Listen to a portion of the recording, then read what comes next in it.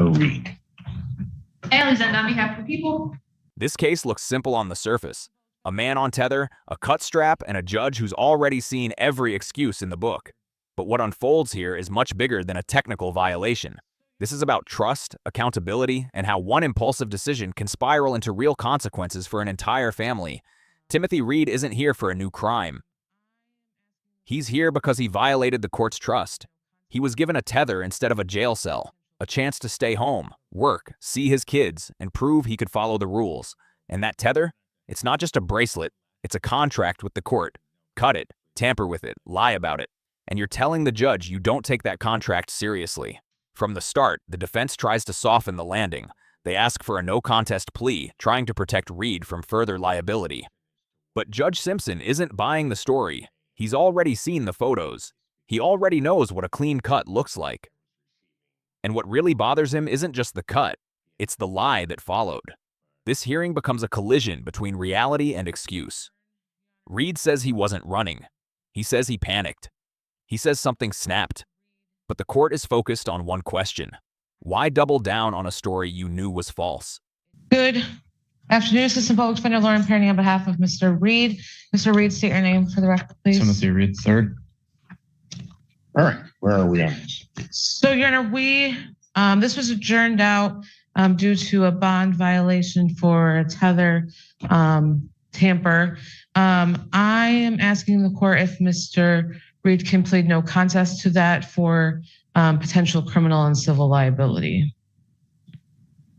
I'm not going to have no problem. I'm not going to have no problem. I will not have a problem with a no contest plea to the violation. Although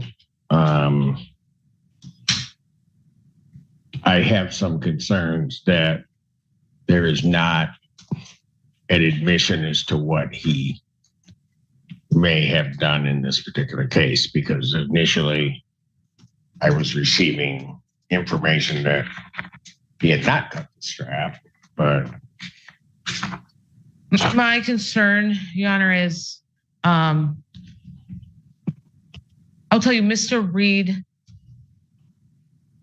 I think is ready for that. My advice to him is a no contest plea because of the liability. He was informed at when the tether was placed that if he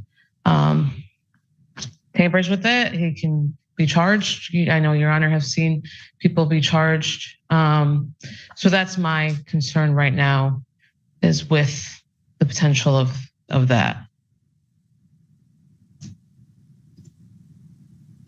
okay, that I understand what your concern may be. I'm just telling you how I'm going to be viewing that. Because as I look at the pictures, it's clear to me it's cut. This is the moment where the air shifts in the courtroom. Judge Simpson isn't speculating. He's telling everyone exactly how he sees it. The cut is clean. The explanation doesn't line up. The Milwaukee knife story doesn't fit the physical evidence. And that matters, because in court, stories don't carry weight. Proof does. What the judge is really saying here is, I've already reconstructed this in my head, and your version doesn't survive contact with reality. Judges are trained to evaluate plausibility. They look at angles, tension, material damage. When a defendant offers a story that defies basic logic, like cutting a tether without tearing pants, credibility collapses. This is why the defense hesitates. A no-contest plea normally avoids an admission, but the judge's tone makes it clear. He already believes this was intentional. He's not angry yet. He's disappointed, and disappointment signals broken trust. It's also clear to me that the explanation of it being, I think it was a Milwaukee knife, it doesn't fit. Because the pants would have had to have then been ripped, and his excuse that there were then two pair of socks is just not. So. Well, given that, I'll accept there's no contest plea to the violation. I'm not saying that I won't. Yeah.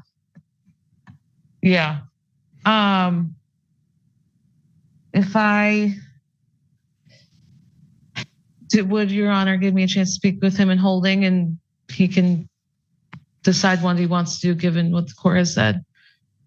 I think because we have to wait because we got one Spanish at the end anyway back. Okay, yeah, I'll take it back. Okay. Good afternoon, Assistant Public Defender Lauren Penny. On behalf of Mr. Reed, who is approaching. State your name for the record, please, Mr. Reed. Timothy Reed III. All Your right. Honor, Yes. excuse me. Thank you for the opportunity to speak with Mr. Reed in holding. I have explained all of his options, and I think he wants to move forward and admit to the violation today. Is that correct, sir? Yes, sir. You did not, and the violation would be that the tether was cut. Correct. Yes, sir. All right, and you admit to that. Yes, sir. This is the pivot point. Everything changes right here. For the first time, Reed stops orbiting the truth and finally stands inside it. An admission doesn't just resolve the violation, it reframes the entire hearing. Now the court isn't deciding what happened, it's deciding what it means. In legal terms, this matters because an admission closes the door on ambiguity.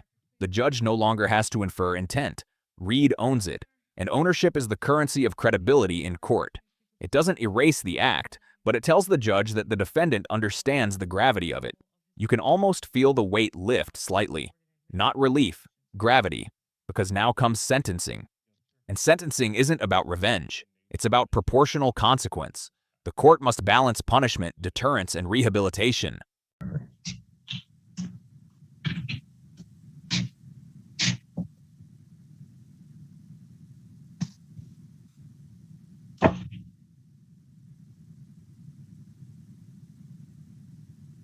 Anything you want to say before I sentence him on this? I think Mr. Reed, I'm going to let him speak on his own behalf. He's mentioned to me that he wants to speak to Your Honor. I will say after our hearings, prior to the holiday, he did call me and kind of give me the lowdown on everything. I think he's incredibly remorseful for not being completely frank with myself and Your Honor at his last hearings. I think he's been in custody for 2 weeks now, and says he knows he needs to be better, and is dedicating himself to doing that moving forward. He really does want to get out of custody and get back to work to support his children. He said this is the amount of time he's been away from his children, and that's been one of the hardest things that he's had to experience during this whole ordeal. But I think the time that he's had to think has really put things into perspective. So I'm going to turn it over to Mr. Reed because I think hearing from him directly will emphasize that. Go ahead. So yes, I did intentionally cut the tether, but once I did it, something snapped in my head, and I realized I was like, what am I doing? Like I know this is wrong, and I immediately got a hold of the emergency tether line. Called them, told them, what happened, and they had me send. Well, you gave a version of what happened. Yeah, the version instead of telling the truth, which I definitely need to do point blank. Because when you don't tell the truth, it just makes things worse. I did send pictures in. I still went to community corrections the next morning to get a new tether, and still showed up to court. I've definitely had a lot of time to reflect on what I've done these last 2 weeks. It really hit me hard Thanksgiving morning when I woke up and realized that I wasn't gonna be able to see my kids for the holiday. And then I called my sister to ask if the kids were gonna be at my family's Thanksgiving. And then when I found out that they weren't and I wasn't gonna be able to talk to them that day, that also hit me really hard. And realizing that if I don't take accountability for my own actions and actually do what I'm supposed to, it's never going to get any better. This is what real remorse sounds like. Not polished, not rehearsed, not strategic. It's messy, it's emotional, it's rooted in consequence. Reed isn't talking about court anymore. He's talking about Thanksgiving, about waking up without his kids, about realizing that his lie didn't just trap him, it trapped everyone who depends on him. What's powerful here is that the punishment has already begun. 2 weeks in custody did something the court itself couldn't force: reflection. The system can impose time, but only the individual can turn that time into insight. And Reed finally does.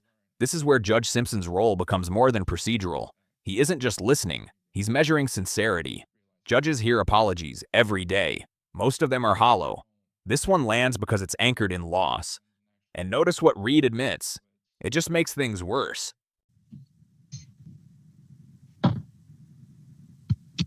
Did you really think I was going to buy your story? I'm gonna be honest with you, no. Then why'd you keep doubling down?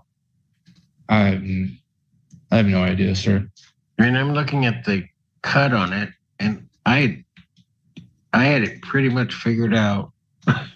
Yeah, I even went and got super glue to try to super glue it back together. Pardon? I even got super glue from the store to try to super glue it back together. And then I realized that wasn't working. So, I mean, what were you thinking when you just decided you were going to cut it? I'm gonna be honest, I don't know. I don't plan on running or anything.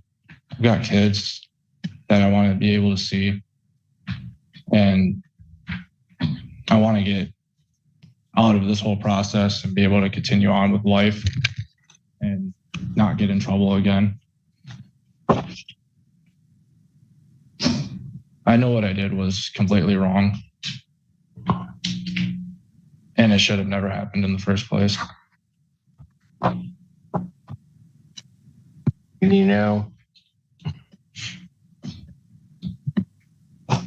had you just told the truth over here, on November 17th? Yes, sir.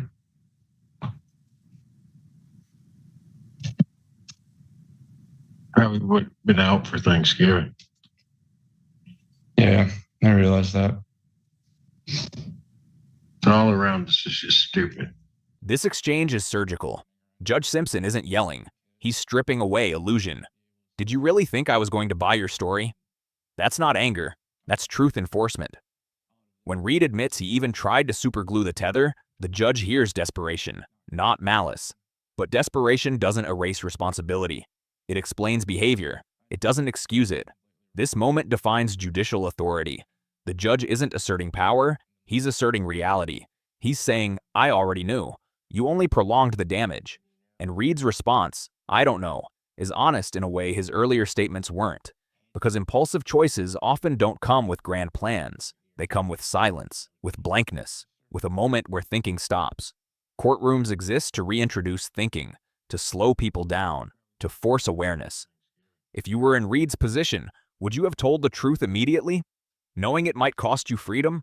Or would fear have pushed you to gamble? Yes, sir.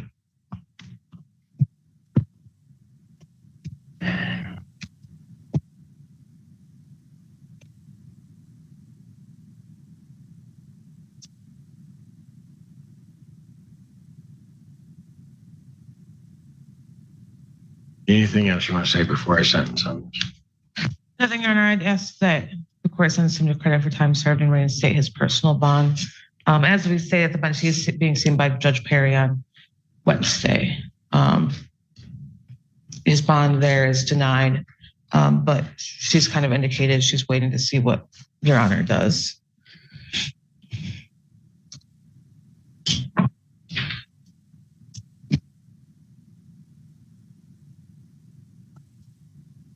Sentence you to 14 days, Washington County Jail, credit 14 days served. Your previous bond with its conditions is reinstated. Ma'am, you are trying to address the court. What is she? And that's correct, Your Honor. The victim is present to address the court if the court wanted to hear from her. Yeah, what are we going to do on this? I'm asking for final settlement. Are you going to be ready Friday? We asked for that date if the people will be ready, but I know it's We'll try next year. Friday. All right. Then I'll set jury final settlement conference. What do you say? What is that? It's the same. Okay. December 5th. Today's the 1st. December 5th. Today's the 1st. That keeps going on in my head. It's already December. Can you believe it? Yeah, that wasn't my point, but okay, Miss Mary. December 5th, 2025 at 9 a.m. Jury selection, if necessary, in this case, will take place December 8th, 2025 at 8:30. Did you want to address me, Esteban? You'll sit where Natalie's Yeah, you need to have a seat, sir.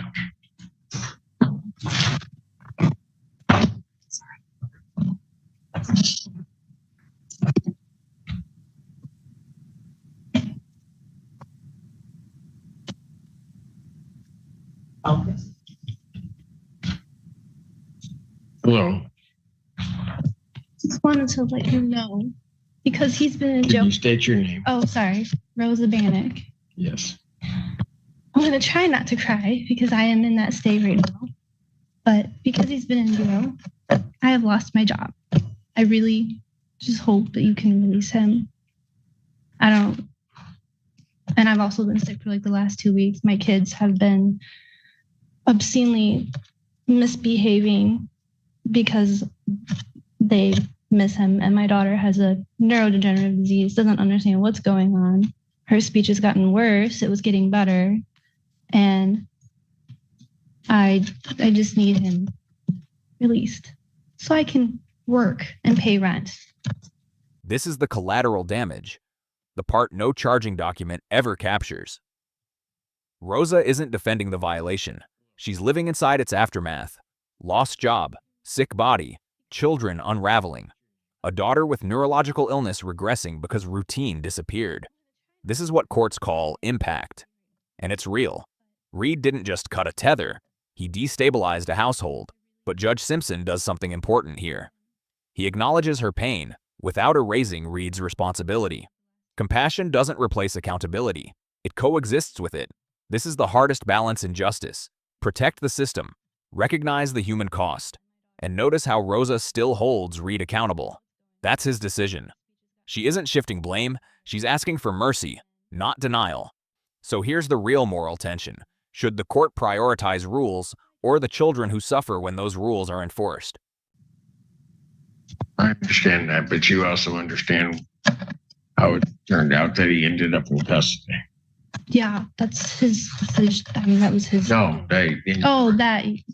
Anyways, but seriously, like, if I become homeless again, because I can't pay rent, the only way my kids can be safe and still be able to go to school, because shelters are probably full right now, is that he goes back to his sisters, because we have a great co-parenting thing where he takes them on the weekends.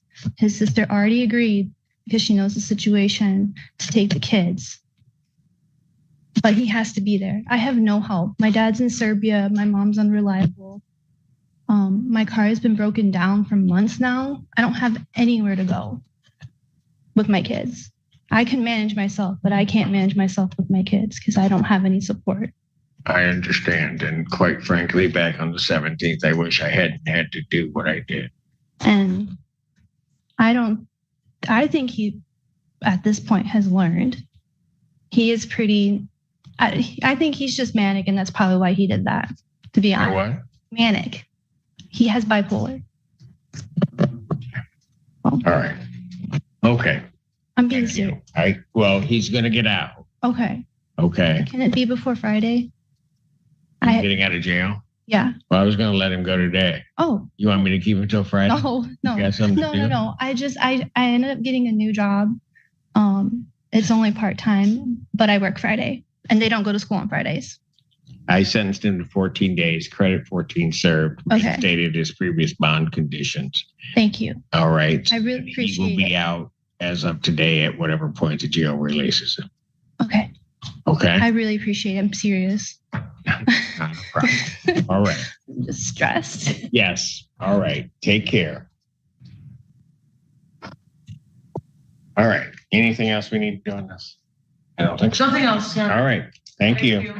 This case ends without fireworks. No shouting, no cuffs, Just a judge restoring a bond, Kay and a family breathing again. Judge Simpson sentences Reed to 14 days, all credited as time served. He reinstates the original bond conditions. That means Reed walks out today, not because the violation didn't matter, but because accountability was finally met. This outcome reflects something critical about justice. It's not only punitive, it's corrective. The court saw genuine remorse. It saw reflection. It saw consequence already absorbed. And it chose proportionality. But make no mistake, this was Reed's last margin. The court didn't forget the cut. It acknowledged growth. The lesson here isn't that rules are flexible. It's that honesty determines how much mercy exists inside them. If you found this case as shocking as we did, make sure to hit that like button, share your thoughts in the comments, and don't forget to subscribe for more jaw-dropping courtroom breakdowns.